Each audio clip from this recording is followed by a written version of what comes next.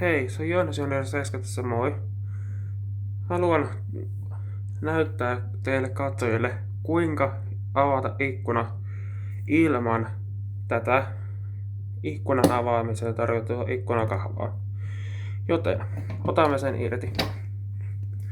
Nyt jos tulee sähkökatkos ja on pimeää, ja jos on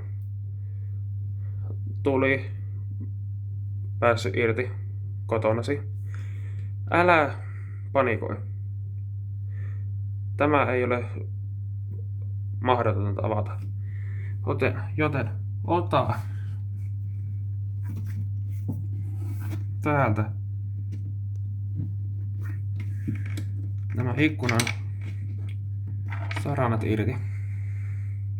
Joo, nämä. Näytän vaan, miten ne otetaan irti. Ja sitten samoin myös tämä ylempi.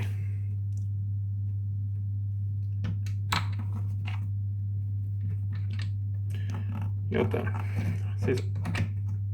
sitten kun olette ottaneet ne on alemman ja ylemmän, sitten tartutte tänne takapuolelle kiinni. En näytä sitä teille vielä, enkä tule näyttämään. Mutta sitten otetaan tästä ja vedetään niin kauan, kunnes kaikki ikkunan rakenteet ovat auki.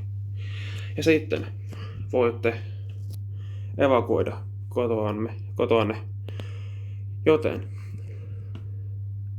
jättäkää likeä ja tilatkaa mun kanava, jotta tämä lifehack onnistuisi teilläkin. Se on moro.